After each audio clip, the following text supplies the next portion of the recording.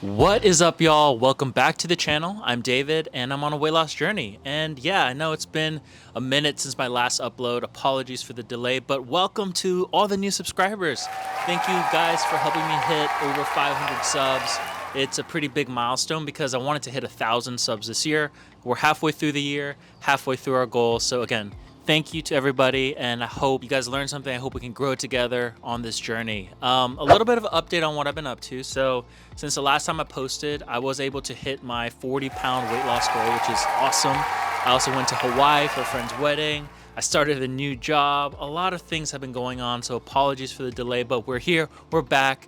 And this week, we're gonna be talking about how I lost 40 pounds in 4 months and all the lessons I learned. I know you guys enjoyed the how I lost 30 pounds video, so hopefully this one gives a little bit more insight into how I did that. All right, so let's get into it, shall we? So tactically speaking, how did this happen? I was on a 13 or 14 week cut, depending on how you wanna calculate that. But basically, we were just slowly changing my caloric deficit kind of week over week until we hit our kind of quote peak week towards the end of it. But basically for a long while, actually, I was doing 150 grams of carbs, 200 grams of protein, and 50 grams of fat, which I think is just around 650 calories. I don't know the exact number, but it's somewhere around there. And so it was quite a deep cut, and it was not easy, but tactically that was what I was doing on the nutrition end. On the fitness end, I was working out, lifting 5 times a week. I was doing cardio 7 times a week. And towards the end, like for the last, I would say 4 or 6 weeks, I don't remember exactly, I was doing basically trying to burn 500 calories a day on cardio, which equates for me like 60-ish minutes in doing whatever type of cardio. And so that was a lot. I'll talk about that in a minute, but that was pretty much the breakdown of what I was doing, what I was eating, and let's dive into the specifics now. So I would say my biggest lesson one is having a goal in mind. And so my goal for me for this time was obviously to hit, I think it was under 195 pounds. We hit that kind of way in advance of the trip, but the bigger goal in mind, or at least the midterm goal, was this wedding in Hawaii. If you guys don't know, I was born in Honolulu. It was my first time back in probably, 20 years. And it was also my friend's wedding, my best friend's wedding. And it was also my birthday. So there's a lot of things to celebrate. There was a lot of reasons why I wanted to kind of, quote, be at my best, even though I wouldn't say I was at my best.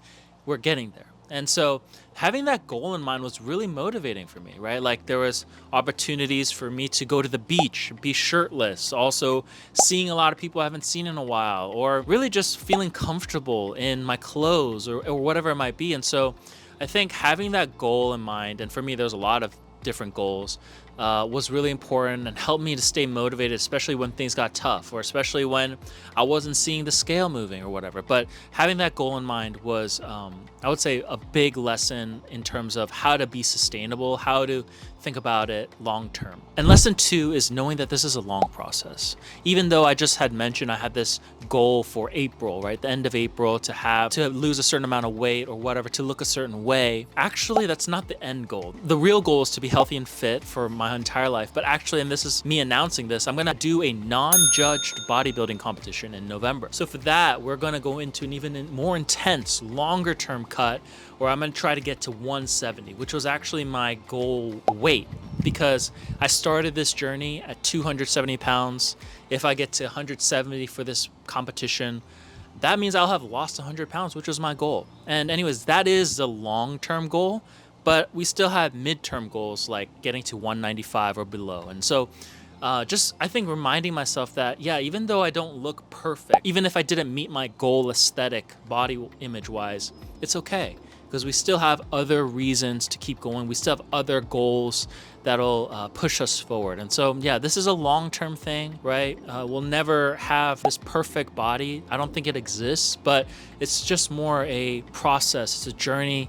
And I think that really helped me to just not freak out all the time, right? And not be so stressed. So that was lesson 2. Lesson number 3, this is a big one, is finding what worked for me and sticking to that thing. I know that there's a lot of advice, including my own channel, on like what to do, how to do it, what to think about, but especially for nutrition, everybody's bodies are slightly different. The way that people digest certain foods is different. What works for me might not work for you. And so I think the hard work is the experimentation involved in figuring out what really works for you. Like I had mentioned in earlier videos, I cannot drink dairy-based protein, right? I know that messes with me. But I did find out in this experimentation process that this one brand of chicken tenders works really well for me. It's very high in protein, low in fat, low in carbs. I don't get sick of it. I figured out the best way to cook it, and I know that I can eat that and not get sick of it. And so that's the sort of experimentation that I'm talking about, which is it's very niche. It's very unique to you and to me. And so I would say that's my big lesson, is just figuring out what works, making sure I don't get sick of it, sticking to it, and adjusting that same thing over and over versus trying to find new things all the time, because that can be really stressful and tiring. So that is lesson number 3. Let me know what you guys do in terms of experimentation, how you think of it. I would love to hear your process. Lesson number 4. Now, this one is tough, especially for some of y'all out there that might not have access, but is to have accountability, right? And for me, one of my best friends, Alex, has been my coach and my accountability person throughout this entire process. I've talked about it before.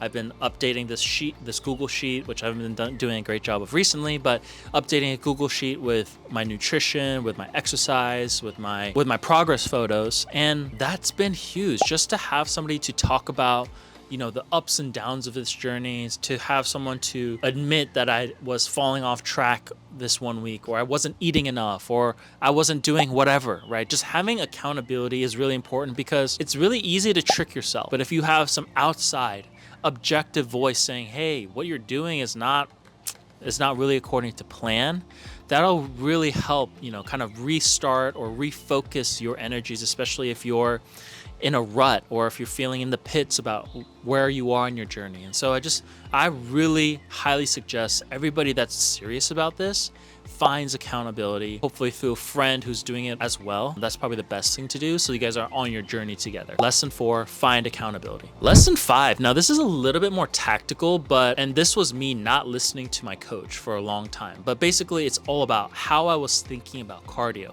So like I had mentioned, cardio is a big part of any cut. We're trying to increase the amount of caloric expenditure that we're doing at any point. And so, like I said before, I was told to burn 500 calories a day through cardio. To me, I realized it's just a time thing. Whether I was running, skipping rope, walking on an incline, no matter what, it would pretty much take me at least an hour. And so for me, I was getting so tired of it, because an hour of cardio at the gym after, an hour and a half or 2 hours of lifting, that's like 3 hours. It's just a big time suck. And so what I had to do ultimately was split my cardio. Typically, I would do 30 minutes in the morning and 30 minutes at night. Sometimes I would split my cardio from my lift. So I would just do my lift in the morning or whenever and do my cardio separate. That was the only way I could make it work from a time perspective. That being said, I also, in the beginning, actually for a long time, was just trying to get through my cardio as fast as possible. This would often mean that from a heart zone perspective, I was really pumping hard. My heart rate was like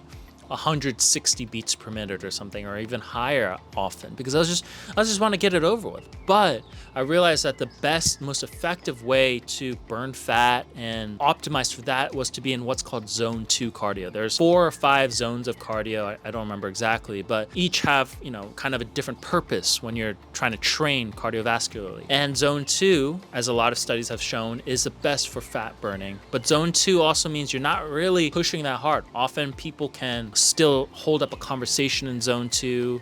For a lot of people, it'll feel like a little bit difficult, but not so much. So for me specifically, that would mean I was on the treadmill, and my specific treadmill, on an incline of about 11 and walking at about a 3.1 speed. I know that's very specific, but that's what worked for me. That would keep me in my zone 2. My zone 2, according to my Apple Watch, which I don't know if this is the most accurate, but it's what I have, is between 138 beats per minute and 148 beats per minute. Now that changes based on, how healthy I am and how much cardio I'm doing, but typically that's where I'm. If I'm in that zone, I'm in zone 2, that actually made a big difference toward the end of my cut, because I could tell that my cardio was being more effective. I saw more fat burn, and yeah, it was really cool to kind of witness that and to make that change and see it work. So I highly recommend kind of maybe rethinking your approach to cardio, especially if you're cutting, and try doing some zone 2 work. Like I said, it's gonna feel like a walk, maybe a brisk walk for a lot of you. So that is a big lesson 5. Lesson 6. Now this one is hard because I don't really know what to tell you how to get here, but it was really about not stressing as much. For me, especially the first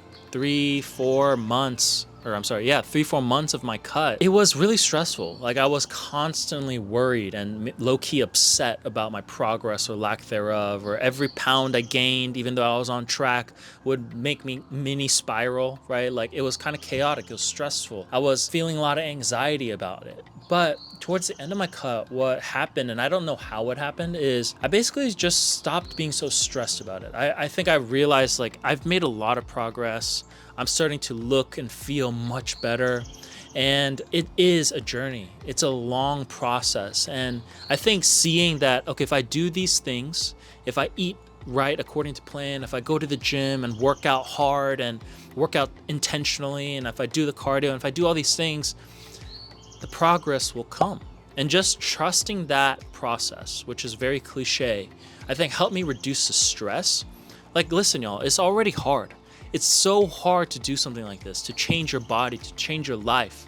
Why would you add to the stress? You don't need to add to the stress about it, right? Like it's hard enough. Instead, I would suggest that maybe you think about just trusting the process, reducing your own anxiety around it. It won't be as painful of an experience. Like I said, it's already hard. I think we should look for ways to reduce the stress and anxiety, and yeah, even try to enjoy it. And so that's my biggest lesson. My coach even commented on it. He was like, it seems like you're not as stressed about it anymore. And I was like, yeah, that's true. And I think it's because the 2 things I mentioned. I understand it's a long journey. That means I don't need to look for super short-term progress or rapid change.